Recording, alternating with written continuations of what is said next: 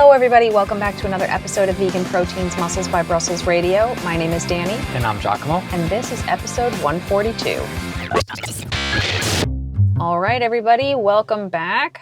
Hope everybody's fall is in full swing at this point. Do people in other places in the world or other pockets of the United States celebrate the fall like we do out here in New England? If Instagram is any indication, it seems like there are many, many people who are just as excited about fall as I am. Why do I feel like you were ready? You were already wound up for that pitch and you were ready to knock it right out of the park. You knew exactly what to respond. Well, I'll tell you what. We're recording this in August, and my For You page on Instagram is already like full-blown just Halloween stuff.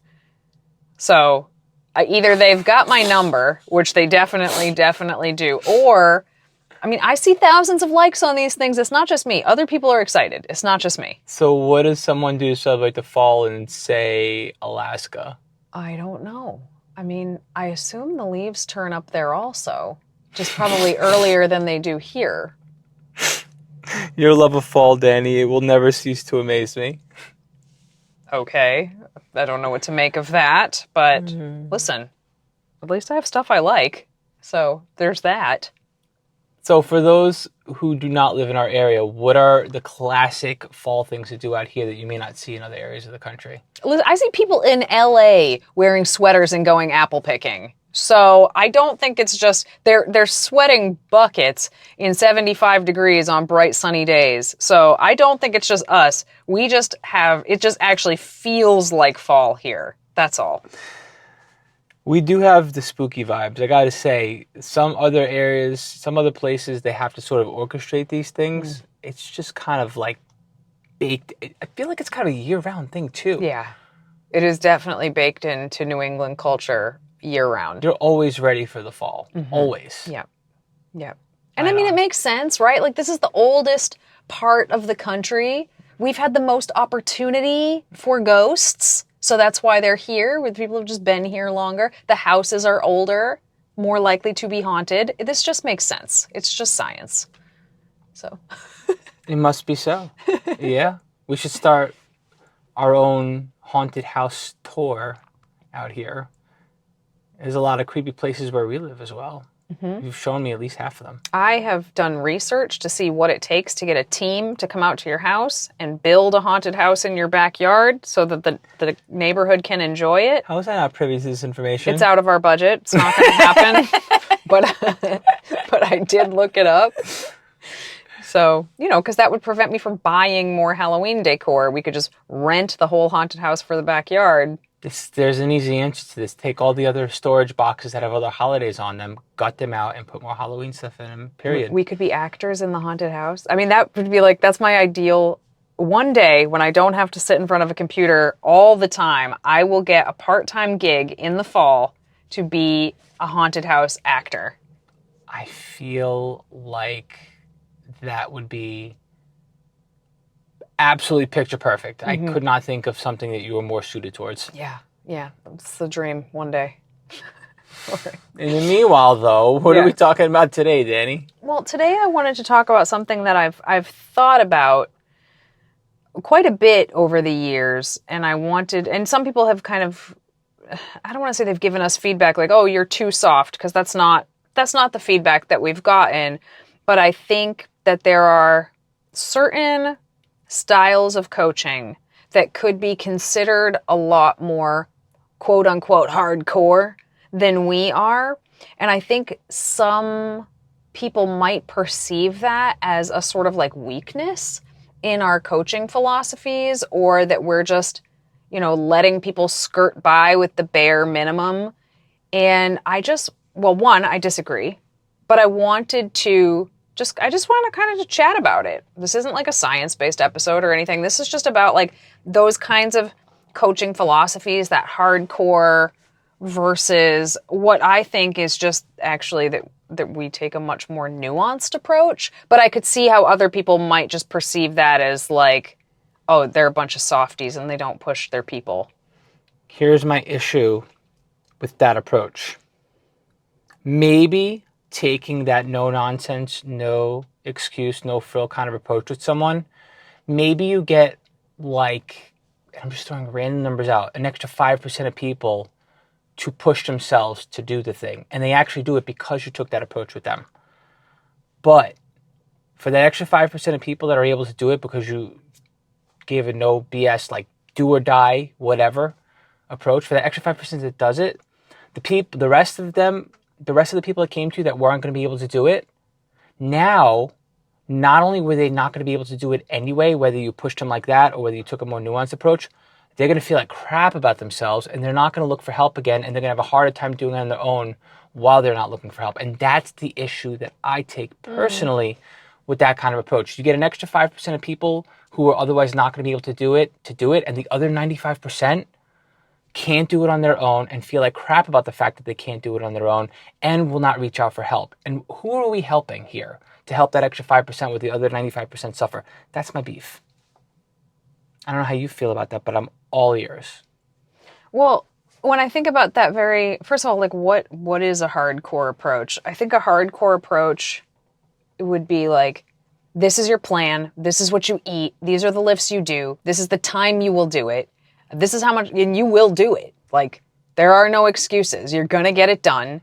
And if not, you failed the plan. Now, I actually, in many ways, like, I often set my own stuff up kind of like this because I know myself and I know what I can and cannot sort of handle. That doesn't mean I always perform it perfectly, but I'm not like totally against this approach of like, this is the plan, execute the plan. I actually really like that, but life doesn't actually work like that because I don't care if you're a no excuses kind of person or not. Something is going to come up and you're going to have to make a judgment call. And I think it's important to learn how to make the right judgment calls. And I feel like with a this is the plan, execute the plan, or else approach, will it get results? Almost certainly it will get results. Will it stick? Almost certainly not, because there's nothing to learn there. I feel like with that approach, you are teaching someone the all or nothing mentality, that black or white thinking that we're so much trying to sort of pull people out of, because while it does get a results when it's working, most of the time it's not working. So, yeah. Oh yeah, no, totally. And you're just stuck in this seemingly never-ending loop of accomplishing something and then going right back to where you started and wanting to do the same thing again, but to maintain it. You see it time and time again, and it's painful to watch happen. It's painful to hear and to be in these conversations with other clients or people that come to you and they can't figure it out, and they're like, well, this must be something wrong with me. And they blame themselves instead of the fact that the process could have been different. Yeah. Well, when we look at like research about people who find great success with behavior change, in our case, we're talking about getting your workouts in regularly, eating well, sleeping well, etc. But this could be any habit change. This could be quitting smoking. This could be cleaning your bathroom. Doesn't matter. When they look at the research behind successful behavior change, one of the important components is the person doing it needs to feel in some way like this is their choice. Like they need to feel autonomous in the decisions that they're making. If someone is just forcing you to do it like a drill sergeant, you're not going to feel autonomous about it, and it's not going to stick. It's just not going to stick. Versus when you teach someone or show somebody, okay, we have this option, and this option. Here are the pros and cons of each. Which one do you think is going to be the most successful for you? Well, it's a hard approach because you just want to give someone the answer and you just want to tell them what to do. And quite frankly, Danny, I do think there are times where you do need to do that. We'll get there. I have a lot to say about that too. But if that is your main and only approach, like you said, they're not going to learn, they're not going to feel empowered, and they're less likely to behave like that routinely in the future. So you do need, that's not being soft with somebody. That's not giving them the answer and just being friendly and getting into a conversation with them and just being there to be a supportive person. Like, that's making sure that they're going to learn their process and understand how to get there on their own as well. Yeah. Can't do I feel without like that. there's kind of there's an array of people. So there's like the drill sergeant coach, which, you know, I want to talk about what a coach is. A coach is not a drill sergeant. Right. A coach is going to coach you to do things. Exactly. On the opposite side of that, there's kind of like a therapist sort of approach where all you do is validate the person when they're giving you all of their, we'll say, reasons for not doing the things they should have done, where you're just like, I totally get it. I 100% understand why that happened. That's an important thing to do sometimes too, but that is also another extreme that doesn't get anybody anything. A coach is in the middle. You can be like, listen, I understand why you had to miss those workouts. That makes perfect sense. That would have been a tough situation for me too. But here's the thing. If these are your goals and this is what you want to achieve, this can't happen week after week. It can't happen. And that is really important, to be able to give some of that tough love, I guess, but like in a way that is acceptable and still leaves the ball in their court, right? It's not like do this or else. It's like, if this is the goal you want to achieve, what you're doing right now is not going to get you there. What are you going to do next? Like, it still leaves the ball in their court, which makes them feel much more invested in their decisions. Yeah, as long as you're giving them some information on what they need to do as well. Otherwise, oh, of course. Yeah, that has to happen. And sometimes people, I'll lay options out for people sometimes because there's, no matter what the goal is, there's more than one way to get there. And one might work really well for somebody and not for somebody else. But sometimes people are just like, okay, what would you do? And I'll tell it, well, if it was me, I would do this one. And here's why. But it's not me, it's you. So, you know, which one do you want to do? Let's do it that way. Plus, sometimes you could try one option and then immediately pivot, or halfway in pivot to another option. Your options start to change as you get into something. And that's not you being wishy-washy. That's you adapting. Correct. To your mindset, to your environment, to everything, as opposed to just focusing on your goal and doing it in a very rigid, specific way. Because that's a means to an end. Sometimes it works out like that, but I would say more than 50% of the time it doesn't. And when it doesn't, if your answer is to just get back to doing that exact same thing, you're going to fail over and over again. That doesn't feel good either. Yeah. Plus, you don't get the results you're looking for. Yes. On paper or on a deeper level, like long term. I saw this video. It went viral. I saw it like a year ago, and then a client sent it to me a few months ago. It was a mama and a baby polar bear. Have you seen this video? Nope. Okay, so there's like almost like a complete vertical sheet of snow, I assume on the side of a mountain or something. And the mama polar bear is at the top. And the baby polar bear is trying to climb up. And it climbs like halfway up and it slides back down. And it climbs like 2/3 of the way up and it slides. And this thing is trying, it is failing over and over and over again. And the mama could have gone down and grabbed that baby at any time and brought him up the mountain. But she didn't. And he just kept doing it until he actually got it. And I don't want to say coaching is exactly like that, because I think there's more guidance than just watching someone fail over and over again. But if the coach just steps in and says, do this, this, and this, because I said so, you might get the results, but you're not going to be like actually any better off for it. Because what are you going to do when they're not chirping orders in your ear? Like, what are you going to do? It's very important that you internalize the things that you learn so that you can take them and carry them forward. Right. The chirping in the ear is good for accountability, and it's part of why you hire the coach. However, like Danny's saying, you have to also learn how to do it without that happening. And that can only... It's hard for that to become your reality after you work with somebody if you're not being coached the right way, essentially. I've had so many clients say to me like, I was out at this thing. And then I heard your voice in my head, Danny, saying, you know, how do you want to do this? Is this going to help you get to your goal? Like, And that's like one of the biggest compliments that I can get is that people are hearing some of the suggestions that I've made or questions I've asked in their heads like weeks after I've said them. I'm like, this is sticking. Because after a while, it's not going to be my voice in their head anymore. That's going to be their voice in their head. And that's what we're going for here.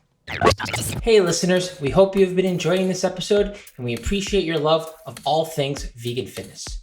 For those of you who want even more support on your vegan fitness journey, check out our Muscles by Brussels community and become a member.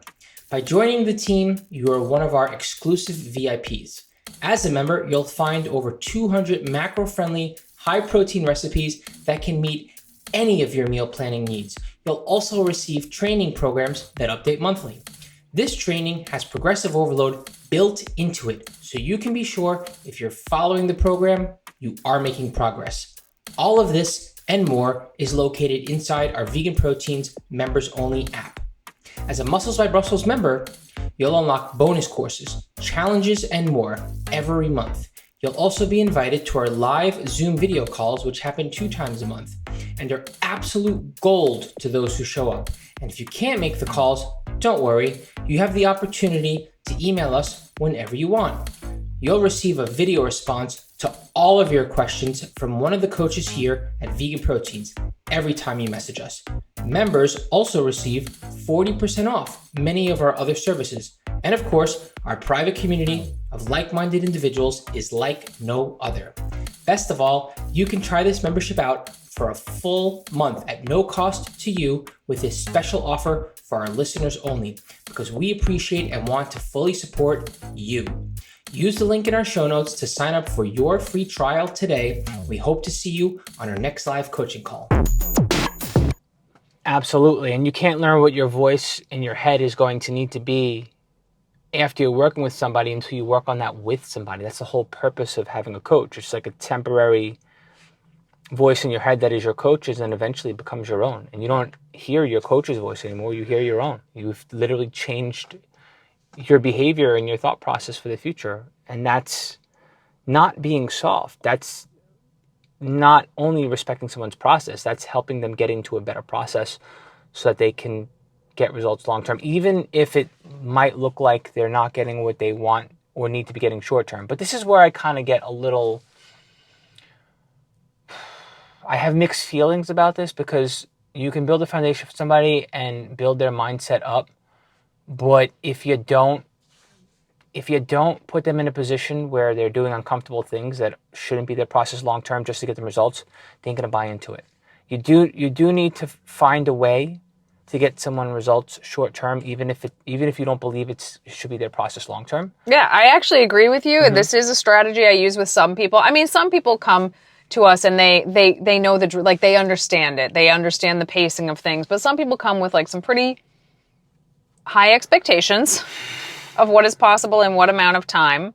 And yeah, oftentimes I might do things a little bit more extreme right out of the gate. And it's mostly so that I can build trust.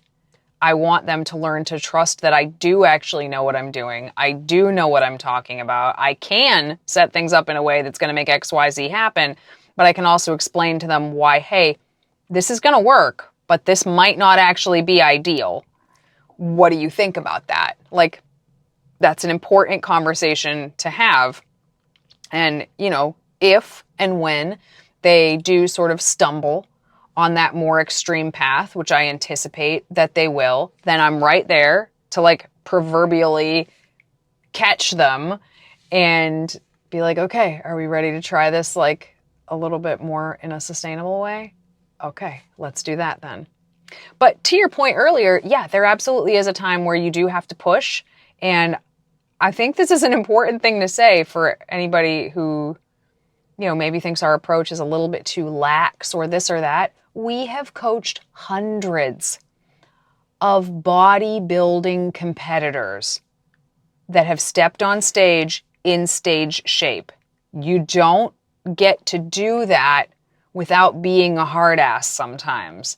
So let's talk about when you do need to be a hard ass.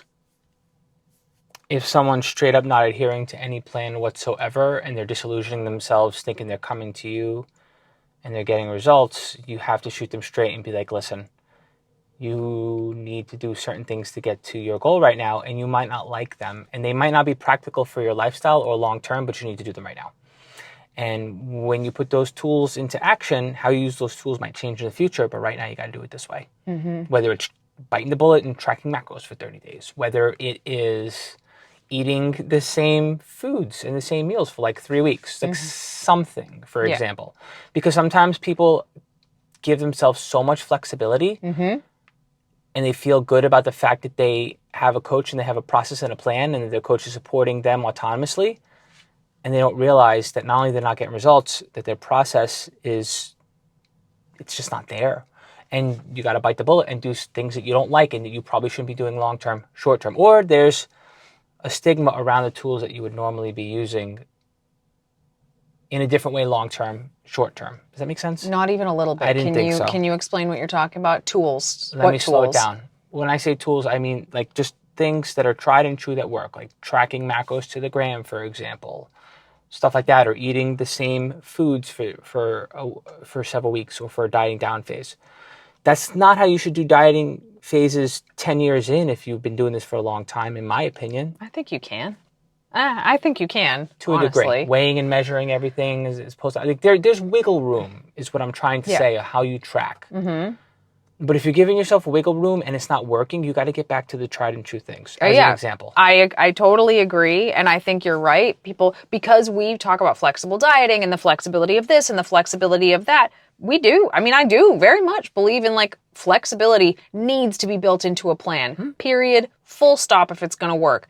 But you can be too flexible. Yes. You can give yourself too much wiggle room, yes. too much leeway, let too much slide, and then you can't be super confused when it's not working because too much of a good thing is still too much of a good thing.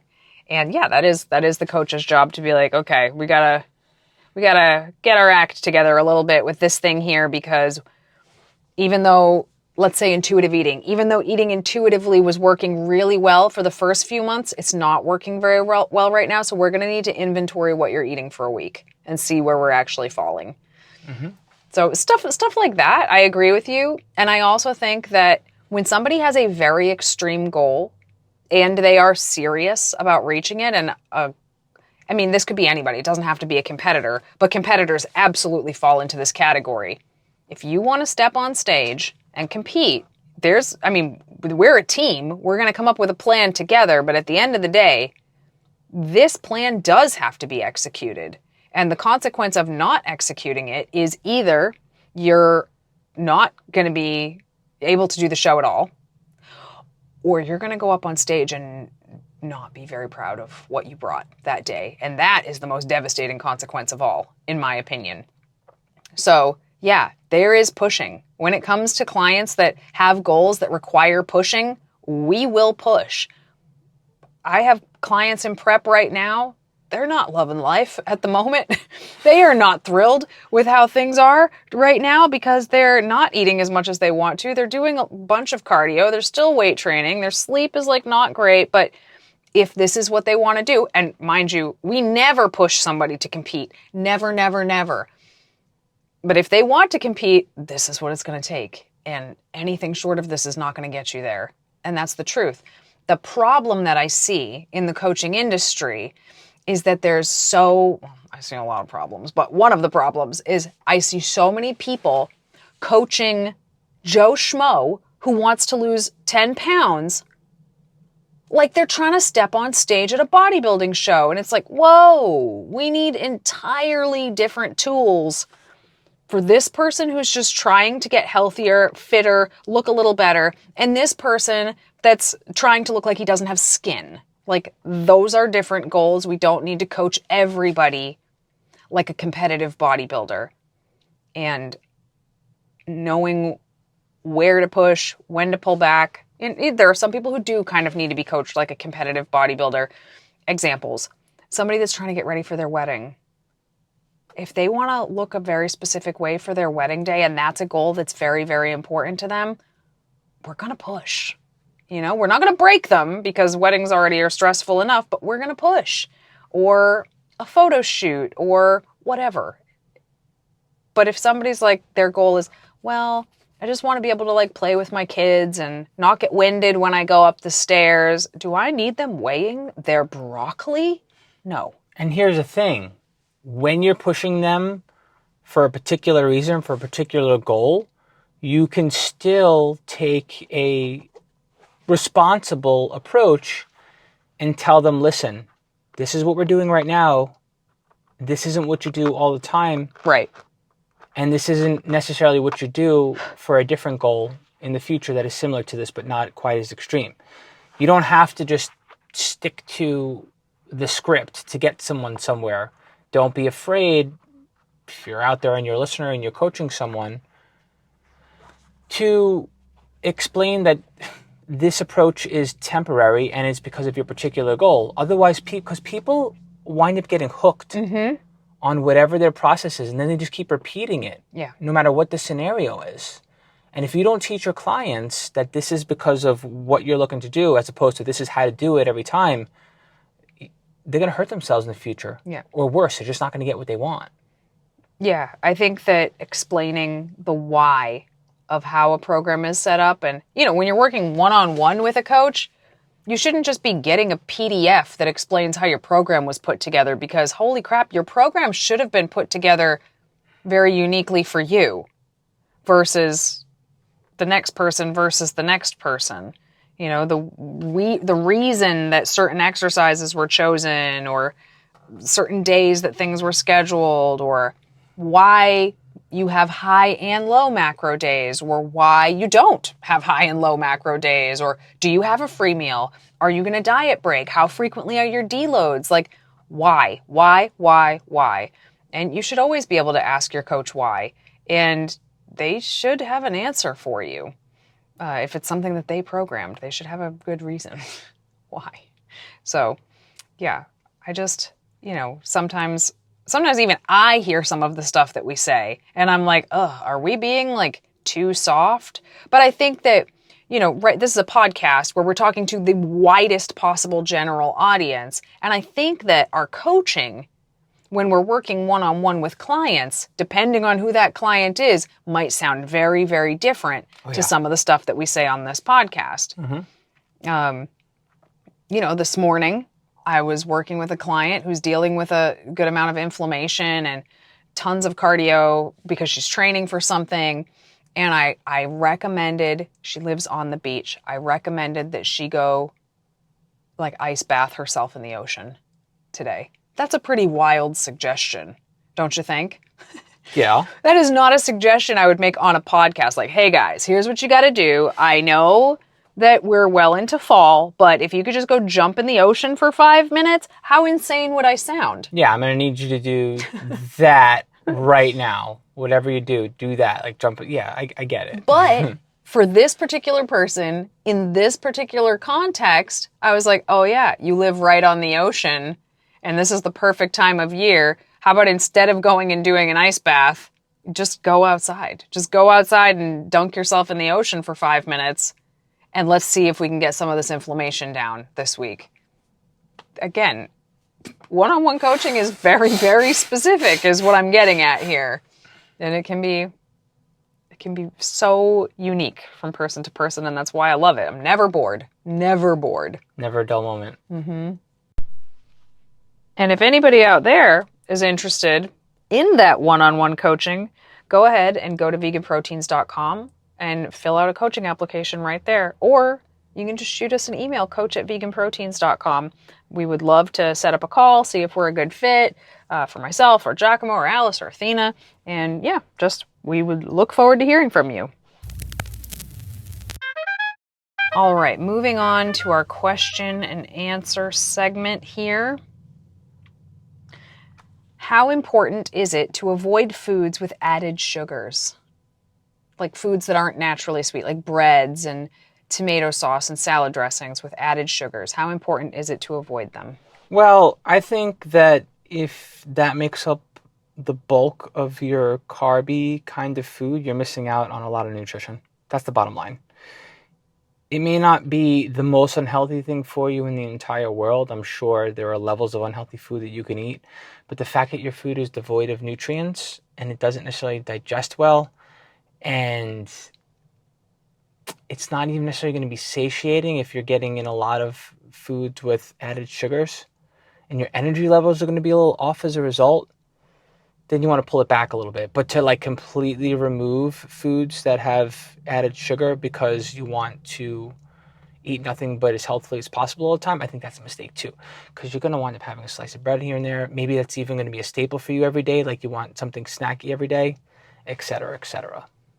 So I think that as long as you're eating within your calorie and macronutrient guidelines, I think it's okay to have foods with added sugars. I don't think it's a huge deal. I do think that sugar and fiber have almost like an inverse relationship. So the way that I like to think about it is I never want my sugar to be more than double my fiber by the end of the day.